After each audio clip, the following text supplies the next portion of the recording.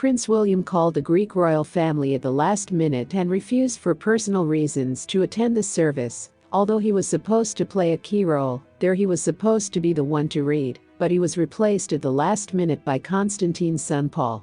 The reason was not Kate's ill health or Tom's sudden death, according to Kensington Palace. King Constantine is Prince William's godfather. So the reason for the godson's absence is clearly not moping and melancholy. The reason must be serious. Here's how I see the circumstances. A huge number of European royalty gathered at Windsor, walking from the upper precinct of Windsor Castle to St. George's Chapel, the British royal family in its fullest possible form, with Prince Andrew leading the gathering. The first time we saw the disgraced Duke as part of the royal family on Christmas Day this year was with his divorced wife Sarah Ferguson. He was smiling happily and was in almost every photo. But the joint photo with the Prince of Wales did not turn out. He was ahead with a good gap. Obviously, someone did not like it. At Constantine's wake, we saw Andrew and Sarah again as part of the royal family on their way to the church. His satisfied face was disconcerting. And the Windsors are walking in just a crowd, all together, oblivious to the circular and protocol. But absent from this merry crowd is the king. Why? The official version is that he's being treated. Attention. In the morning he was in the same place, but he did not find time to attend church with his family, and hurriedly flew to London. The Queen was not in the crowd of relatives either. She chose to drive up in an automobile directly to the church. In photos inside the chapel, she sits next to Anne. It is said she was even crying.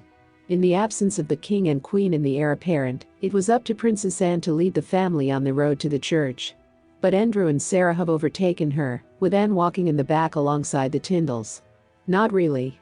The king is certainly not pictured next to them. But the scandal of the Duke of York's relocation from the Royal Lodge has somehow quieted down on its own. At the insistence of William's uncle agreed to become a manager in Balmoral, but this topic is also put on the brakes. Andrew continues to receive £3 million a year for the maintenance of the Royal Lodge, and £2.5 million for security.